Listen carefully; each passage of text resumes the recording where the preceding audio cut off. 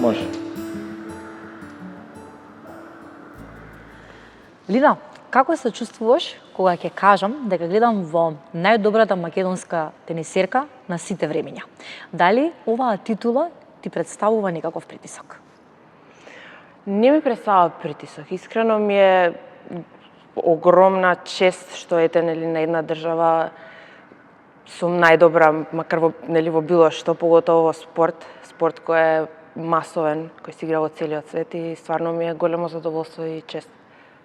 Доаѓаш од спортска фамилија, како тоа од мајка и татко одбојкари, брат кошаркар, го одбираш тенисот за твој спорт?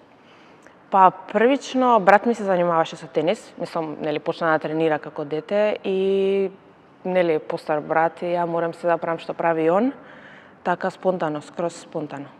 Од мали нозе, од многу рана возраст почнуваш со тенисот, така? Од 6 години. Како тоа се заљубуваш од гледајќи го брат ти во спортот? Да. Затоа што он одеше по тренинзи, како ајде сега да пробам и јас.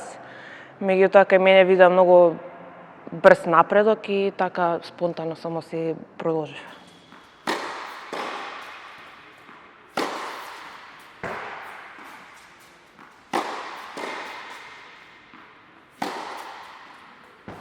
Колкава жртва значи животна посветувањето на тенисот, со оглед на тоа што буквално целиот живот ти се врти се околу тенисот? Значи ли тоа сериозна жртва од пријателства, од забави, од лудување во тие млади години? Колкава жртва ти причинуваше тенисот? Оваа тема ми е слаба точка. Буквално да, мислам, имам пропуштено, па не се сеќавам како помала сум идела на некој роден ден и него цело време биле тренинзи, турнири. Баш сега скоро пред 10 дена пропуштив свадба на најдобра другарка. Така да тие се некои моменти за кои стварно би сакала да сум дома, меѓутоа таква е професијата, нема друг избор. Си рекла ли некогаш зошто го одбрав ова? Па искрено многу често, затоа што секој пораз многу тешко го примам. Меѓутоа сето она што ми има донесено тенисот не би го менувала за ништо.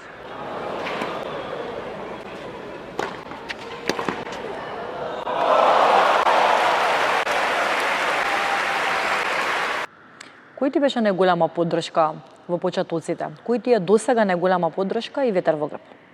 Па моите родители, мислам целото моје семејство, али дефинитивно татко ми бил тој што буквално од 6 години до 18 години секој ден ме возеше тето во Скопје на тренинзи и назад, така да мислам дека он ми е буквално ветер во грб. А како се релаксираш? Што е тоа што тебе лично те опушта? Што ти ги трга мислите на страна од тенисот? Гледаш ли некакви филмови? Каква музика слушаш? Хајде да те запознаеме малку повеќе приватно. Серии гледам доста.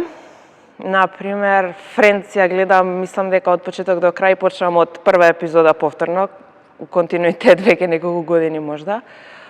Музика, исто така, например, обавезно мора да ми биде пуштена музика по дома, кола, јас ја одбирам музиката, слушалки сум константно со музика.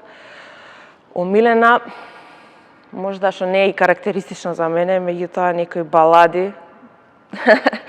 Оливер Драгоевич, 24/7. Значи ли тоа дека си заљубена? Да, секогаш. Имаш ли партнер? Да. Дали како мала имаше идоли од тенисот? Дали некогаш се поистоветуваше со некој тенисер? Па конкретно не, да речам идол, меѓутоа например од женските Серена Вилијамс секогаш ми била како некој си пример за борбеност. Од машките Надал исто така до последен поен дека се бореше буквално како луд, така да они некако ми биле идоли, да кажам. Дали си имала можност да се запознаеш со некоја звезда? Па да, мислам, на овие на Grand Slam турнирите сме сите на исто место, сите јадеме на исто место, така да на истиве терени играме, така да цело време се мешаме, да кажам. Со кој си воспоставила подиректен контакт? Еве да речеме Ноле си го видела ли блиску? Некој раскажи ни нешто околу тие средби. Па Џоковиќ прилично го запознав 2016 година или 2017 кога играв прв пат Grand Slam на US Open во Америка и беше дојден таму кај што спиев јас кај што тренирав, така да таму ете прв пат некој си прв контакт, кажам. И каков е тој? Скроз најнормален, како што доликува на една звезда.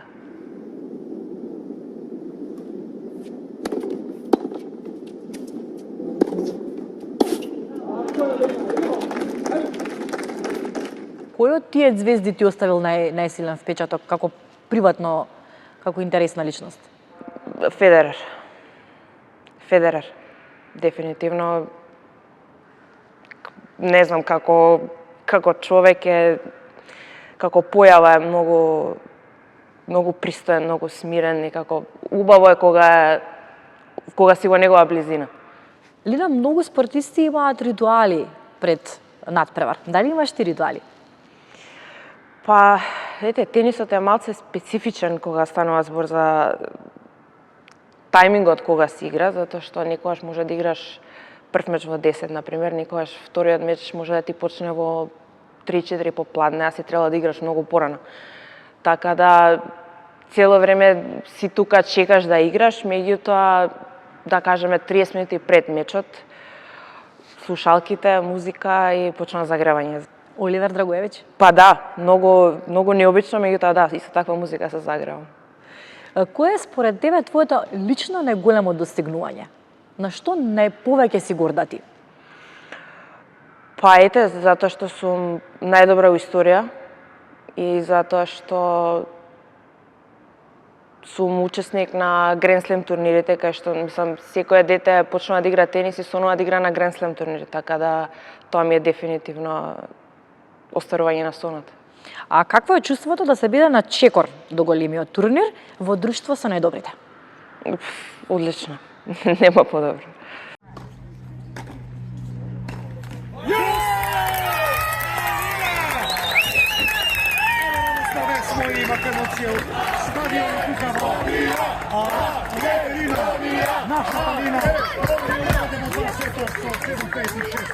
Како би го опишала твоето лично чувство во Мелбурн кога публиката скандираше?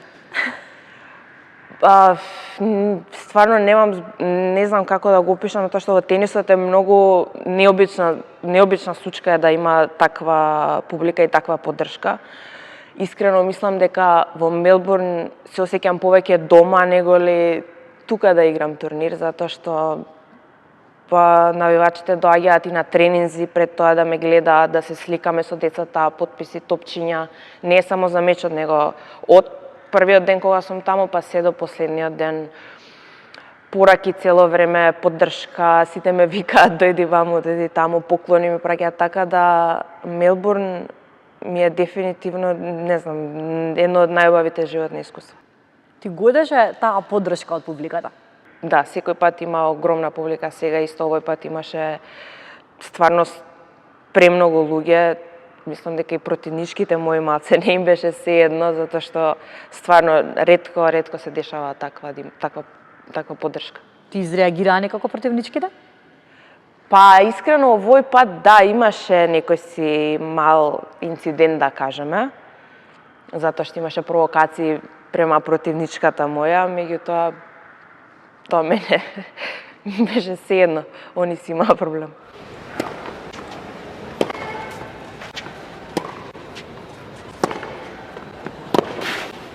До сега ми се покажало дека секогаш кога играм со некој што е така многу, да кажеме, подобро рангиран, секогаш играм многу подобро него ли да играм со некој што е многу послабо рангиран мене, така да стварно ми е баш сеедно со кој играм.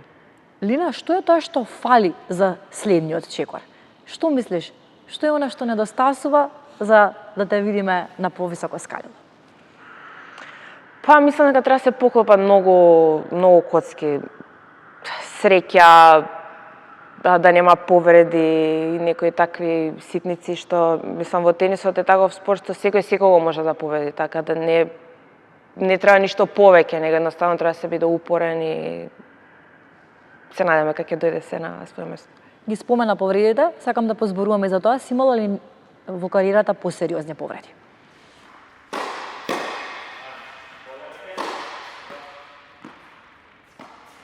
Да, баш во Австралија првата година кога бев на меч ми се скрши раката. Меѓутоа не бев свесна за тоа. Само осеќав страшна болка, меѓутоа не бев свесна дека ми остави скршено нешто внатре. Така и играв. Тоа ми се случи во јануар, мене тек во декември таа година ми открија дека ми е скршено. Една година? Така да, една година играв со скршен злоб. Првично во Австралија, значи тоа беше случило првото коло квалификации, кога посетив доктор таму, што е официјалниот, не знаеше со сигурност што е затоа што немавме магнет направено, меѓутоа ми предложи да ми стават како некоја си анестезија, баш тука во зглобот, да не осеќам цела рака и така да играм. Или да го предам мечот и моје беше ставај било што, нема шанса да се предам. И така со анестезија пробав, сега некој вид на инекција како анестезија, така играв цел меч, второ коло победив, за трето коло пак исто инекција, меѓутоа веќе пред крајот на третиот сет почна да се губи дејството и тука го изгубив тој меч. И после одев по доктори, правев магнети, меѓутоа никој не можеше да открие што е. И во декември еден човек во Германија, во Минхен, специјалист, он ја откри повредата и така отидов на операција. Требаше закрепнување по операцијата подолго? Да, 5 месеци, 5 или 6 месеци, секој ден вежби од 8 до 2. Што значи за една тенисерка да се направи толкава пауза? Многу, затоа што кај нас се губат поени. Од минатата година, како че морам јас да ги одбранам поените што сум ги направила истиот период минатата година. Доколку не се одбранат, ја ги губам поените и ми се намалува ранкингот. И со самото тоа, нели си го губиш ранкингот, го губиш местото на тие турнири, не си у континуитет со мечеви, сите играат, ти не играш. Од финансиски аспект исто е голема загуба, да кажеме, затоа што не играш и не си ги освојуваш парите, нели? Така да, од секој можен аспект не е пријатно.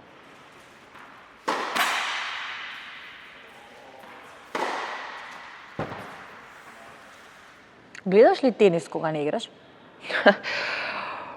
Не многу. Гледам, Грен Слемови, финале некое, меѓутоа вака да фатам порани фази од турнири не. А што сакаш да гледаш од друг спорт? Те интересира некој друг спорт? Да, секој. Ептен многу пратам спорт. Не знам, фудбал поготово. Буквално знам англиска лига, втора лига, некои мечеви да гледам утакмици, така да буквално секој спорт. За кого си во фудбал? Реал Мадрид. Ако не беше тенисерка, ќе беше? Од спорт би се занимавала со одбојка, доколку не беше тенис, меѓутоа исто така многу сакав архитектура да студирам, али немаше никаква опција да биде вонредна архитектура и да играм тенис.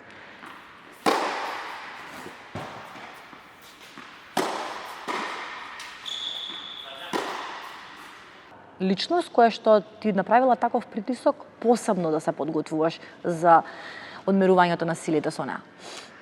Па, искрено не сум некоја што сака да гледа унапред неколку мечеви со кој играм, како играм, него чекор по чекор.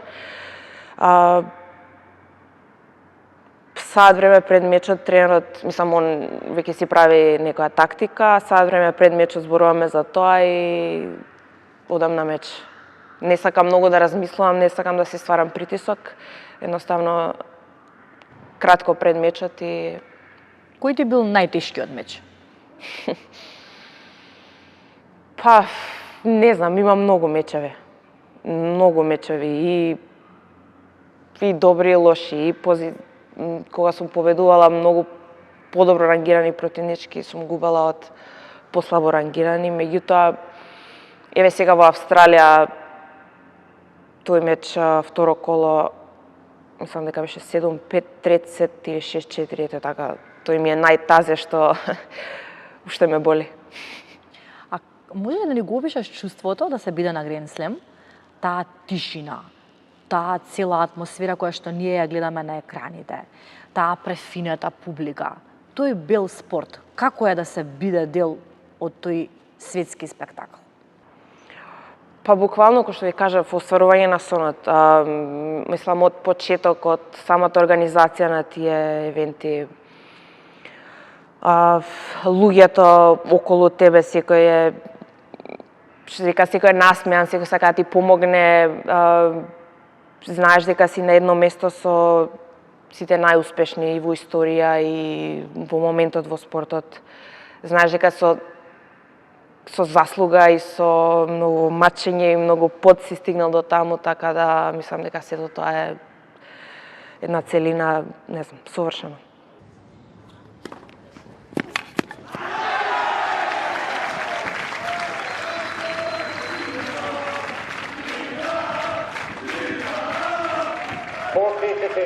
Дали е така на вистина совршено како што изгледа на екраните? Па не е толку совршено од страна на играчот, затоа што на крајот од денот таму си како пак на турнир си на работа, мора да си посветен, не можеш толку да уживаш во сето тоа што ти го нуди турнирот, него едноставно хотел, тренинг, ручек, пак тренинг, хотел и така се округ. Што значи да се тренира тенис од Македонија, од една мала земја како Македонија? Кој ти помага? Ти помага ли некој околу тој логистички дел? Затоа што тенисот не е само вежбањето, не е само тренингот, туку има голема опашка зад себе околу логистичкиот дел да стигнеш, авионски билети, сместување, ве сама споменуваш, храна и така натаму. Имаш ли помош, имаш ли поддршка од државата за тоа? Па не, буквално со помош, затоа што тренерот нели патува со мене, па со него се консултирам дали кој лет да го земеме, кога да одиме, меѓутоа сето тоа јас го правам. И хотели, и летови, и од аеродром, превоз до хотелот, сето тоа е моја работа. Но тоа дополнително ни ти ја одзема енергијата за... Одзема дефинитивно.